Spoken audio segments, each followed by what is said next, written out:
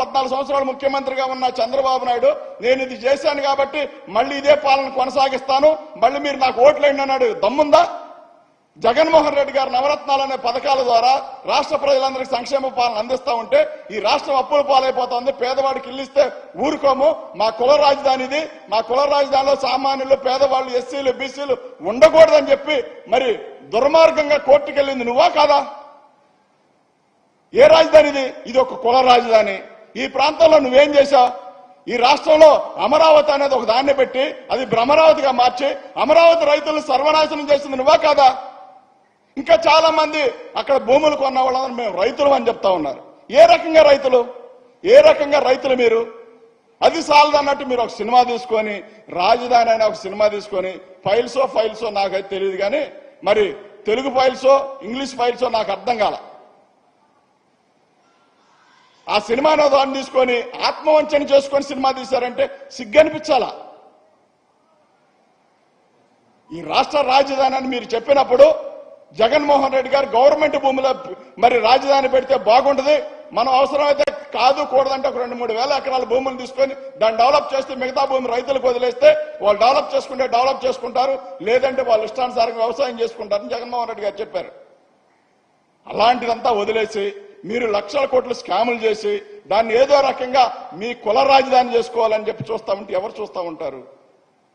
దాన్ని పట్టుకొని మీరు ఇష్టానుసారంగా మాట్లాడుతూ ఉన్నారు.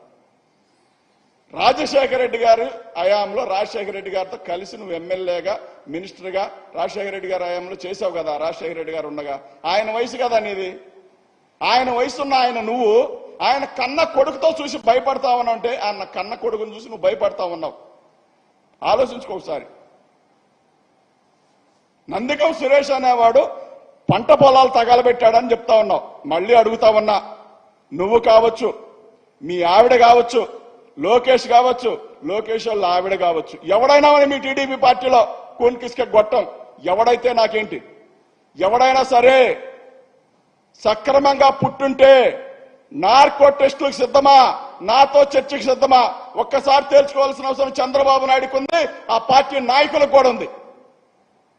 పొలాలు తగలబెట్టించి యూనివర్సిటీ దగ్గర మీటింగ్ పెట్టించి కొంతమంది పోలీసులతో తగలబెట్టించింది పత్తిపాటి పుల్లారావు, నారాయణ, శ్రావణ్ కుమార్లు కాదా?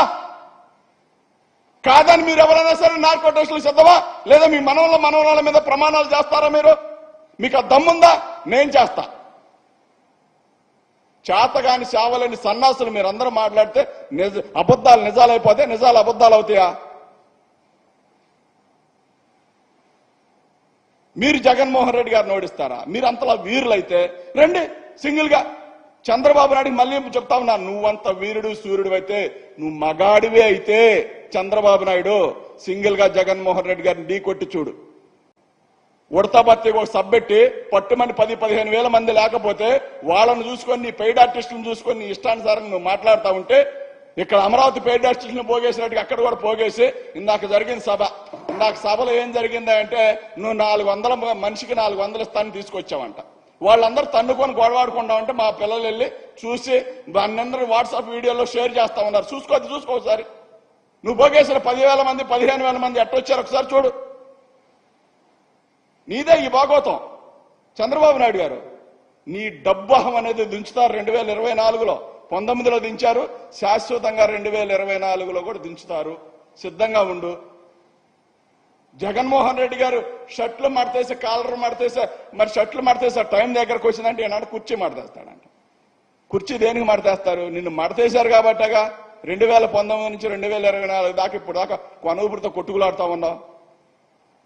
ఎక్కడో ముసలోడు వాడితే ఆ డైలాగ్ తీసుకొచ్చి మాట్లాడితే నీకు సిగ్గు ఉండాలి కదా. నీ వయసు ఎంత, నీ అనుభవం ఎంత, ఏం మాట్లాడుతా ఉన్నావు?